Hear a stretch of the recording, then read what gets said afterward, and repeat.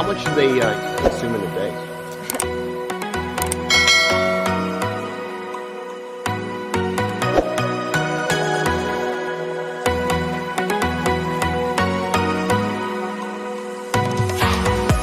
How has it changed you as a person from being able to have this farm sanctuary? Yeah, I've definitely gained a lot more compassion towards all beings, not just select animals or select beings, like I used to, where, I used to just, again, not know where my source of food came from and had these blinders on. And so now I know all of that and I definitely have compassion for all beings and everyone. So Carmen? Yeah, I was going to say, like, even as a vegetarian, I had compassion for animals, but I didn't realize, like, it was mainly for most animals that I'd known and met personally. But then, like, even, like, running the sanctuary, like, and I'll give you an example of chickens. Like, there was, like, a kind of like a wall there between even as a vegan, like until I started taking care of them here, and I'm like, oh my gosh, like they're actually so interesting and complex, and not that that's a reason to have compassion for them, but that was like my thinking before. And then just like seeing them and like getting to witness how they live and like communicate with each other and their little own communities and things, they've really blown my mind. And so it just kind of like opened my world to like I guess more compassion, even more compassion, more understanding, and that they don't have to be like us or other mammals. Like they get to be their own person, and that's fine. I recently, watched a TEDx talk, and this individual, he was an activist, and he framed things in terms of climate change and environment, but in terms of how, we are suffering as human beings, but no one thinks about animals, types of suffering, because sometimes we don't equate, suffering with quote unquote lower beings. And so he was citing this example where he went on a farm and he met two chickens and had names. And then he quickly realized how come they have names? And then he realized, they actually have two very distinct personalities. Yeah. So the question is that, do you feel like the big disconnect for people, is it whether, showcasing, what we're doing in terms of concentrated, feeding operations, or is it as simple as needing more time, FaceTime, not, the device, but FaceTime in terms of actually seeing the animals, spending some time, we can actually bridge that gap. What do you think needs to be done? It's going to depend on the person, but I think it's a little bit of everything, really. Because, we have people in our family who have been out here, and it's still like, nope, they're not. They're people that care. They're good people, and even though they've come here and they've like heard the stories and they know what goes on because we make sure we tell them, they still want to continue on. And so I don't know what it is. I don't know if it's like some people, maybe they're selfish and they need something to happen to them health wise, that was like, whoa, I need to make a big change. I think, some people just have the idea that animals are here for us. Yeah. And even if they, even if you explain to them that they can feel, they have their own little communities, they care about each other. They're just like us, in so many ways. And I think, for those people, it'd probably have to be something that would happen to them specifically to get them to change. But then, people like me and Greg, we are a little bit more, aware and sensitive to other beings, is probably just learning about it, Right. Just having that curiosity and just open-mindedness to let me explore a little bit more, so... Right. Yeah, I think I was going to add to that is that, if people could just... If some people could just take off their blinders and watch, documentaries or these things like I did, even though it's very hard to, I think they would show compassion. I don't see how they couldn't, Mm-hmm. It's just sad that we can't, force them to, I kind of wish we could, but. I think most people are like that. I think most people do have the ability. So I think it's just a matter of sitting down and witnessing it and then making a decision. But it is changing a lot of habits too, which is hard. Like, I have a hard time just to stop eating like junk food and eating, vegan junk food. So, I mean, I get it. But I don't know. To me, like when I put another being there, it's like, okay, this isn't for me. Like I'm doing this for them, and that's an easy choice for me. So long-term vision, where do you see yourself 1 year, 3 years, 5 years? What is the hope for all this for you guys? Yeah. Long term, we hope to go out of business because we hope everybody gets vegan so we don't have to rescue animals. But realistically, we would like to get more involved with the community. We've started building like a little garden over there. We haven't been able to keep up with it too much because obviously the animals are our priority. But eventually we would like to have maybe an awesome like community garden. And if people can't come here to access the fruits and vegetables, be able to take it to local communities where maybe they can't get fresh fruits and vegetables. Also, like we have opened up our welcome center to host like events here, like I don't know, meditation, any kind of like self-care type of classes, yoga. We've, and other types of classes too. Like we've talked about like having like photography or something like Cooking that. Yeah. classes. Vegan cooking classes and things like that. So that's kind of like forever goal until the planet goes vegan. We don't have to do this anymore. So currently, if people are interested to come and, see you guys, what can they, hope to be able to see? Like a tour, you'll be able to, give educational, moments and stuff. Like what kind of services do you offer currently? So right now we, do private tours. We are doing monthly open to the public volunteer days that are also a vegan potluck. So we ask people to bring like either a dish or drinks or something. We have one this Sunday actually, but I don't know when this will record, or play. And then also, we'll be hosting events where we'll post all of those on social media on our website in the Welcome Center when we do like classes like Carmen was just mentioning. And lectures. And stuff like that, which we've had a few. Yeah. And they were great. We've had Dr. Will Tuttle out here.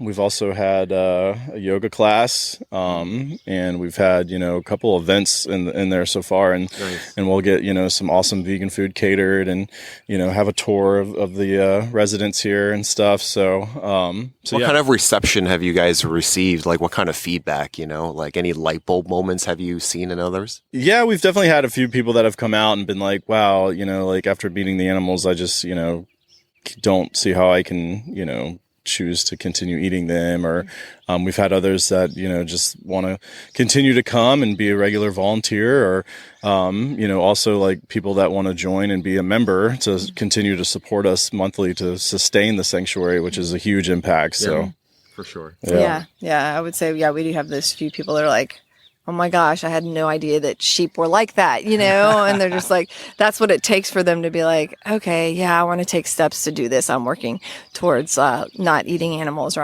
I'm going to, they start with like one goal and then they, slowly add more and more to that to stop eating animals. All right. Well, if people wanted to, find you guys, what's the best way to come and learn and, see what you guys have going on? Yeah, so they can visit our website, which is farmofthefree.org, and our contact is on there if they want to reach out via email or social media. We're at Farm of the Free on Instagram and then Farm of the Free on Facebook. And so we've got those accounts and YouTube. But if you go to our website, though, you can find all of our contact there, and where we also post our events and stuff too. If anyone ever wants to come out and volunteer or have a tour, or just say hi. Yeah. All right. Awesome. Well, thank you so much, guys. This has been a wonderful pleasure. I wish you much, success and, hoping for that, long-term goal as well. So thank you so much. Thank you. Guys, this has been another episode. We'll see you on the next one. Take care.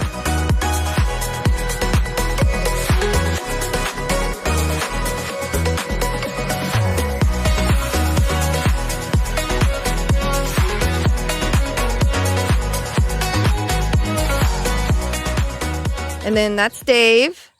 And then we have Raina, who's the one walking that way. Raina and Serenity are sisters. And then we have Cherry Pie over there, and she's actually their mom. And these 3 hens were a rescue transfer from another sanctuary that basically had so many chickens and they needed help. And we had an opening, so we rescued them together. And Dave, they got to be with Dave, and this flock I feel like has the most beautiful harmony. Like pecking order, we get that from chickens because there is like a pecking order. They'll keep each other in line by pecking each other, literally. Yeah. True. But if you're not around it and you're not Exactly. taught that, of course you're going to think they're like little robots and you're not going to have any empathy for them. Yeah. So that's, yeah, even as a vegan, like I said, before I started, until I took care of them, I was like, I'm not going to eat them and I'm not going to eat their eggs, but I don't really, there's a disconnect there. And now taking care of them, I'm like, oh my gosh, like they're like the coolest and I love them. And again, that's not a reason to give them respect. I mean, to not eat them. I think any living being should deserve respect and have the opportunity to live however they deserve. So anyways, this is Stevie Ray. This is Rosie. And then the smallest hen to the left over there, that's Ember. And then we have Loretta next to her and Ruby in the front. And so we have Stevie Ray, Rosie, and Loretta. They have all had their beaks cut. They're from ex-factory farm egg-laying hens. So basically situations where they're crammed in cages so they can, Why are their beaks cut?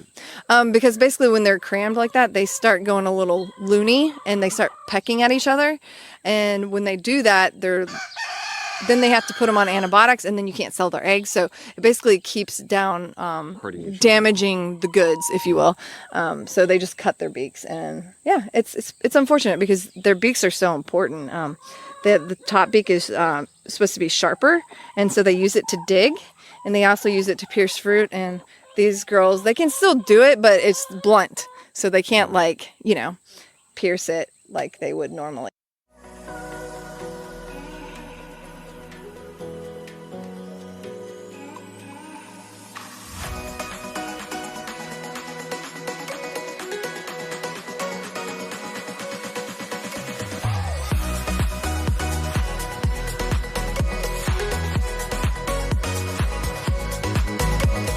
Duke was our second rescue. Yeah.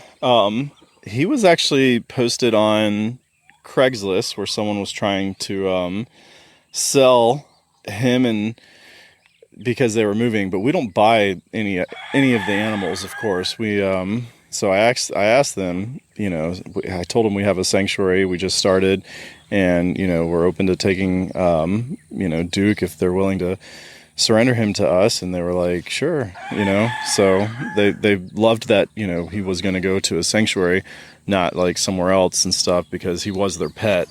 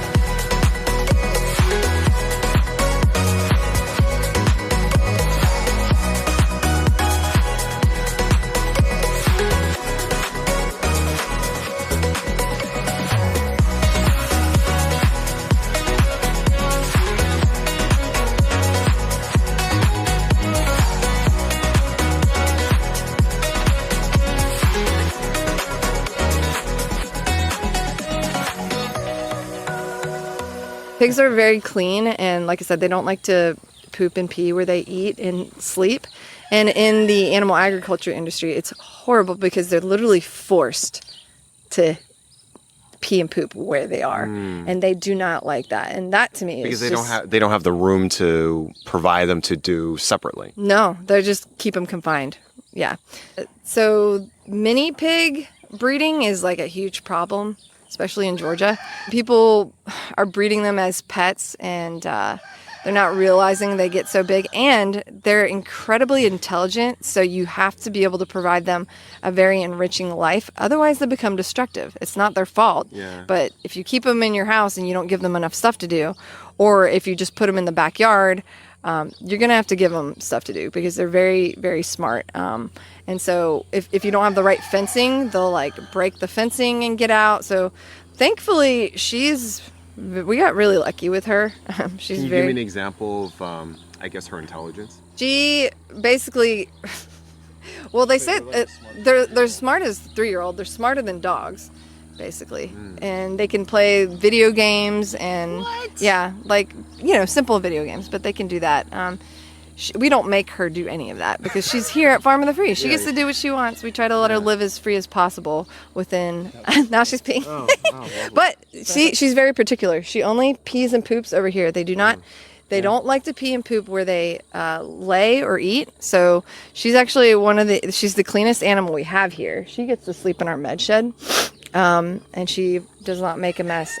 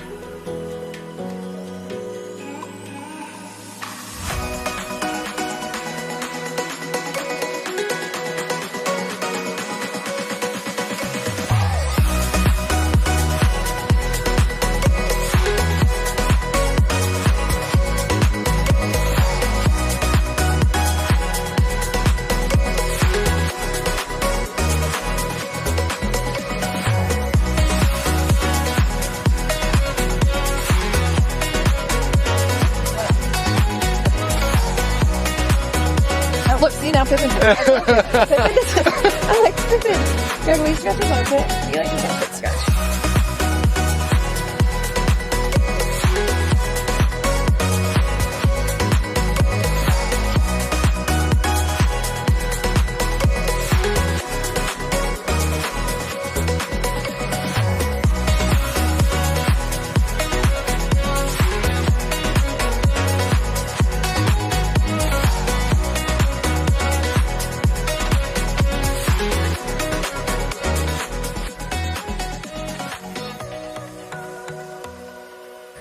Hey guys, I just finished and wrapped up my tour and interview on Farm of the Animal Free Sanctuary. I had a lovely conversation with Carmen and Greg, both lovely couple, and they've been able to show me the farm, show me all kinds of animals.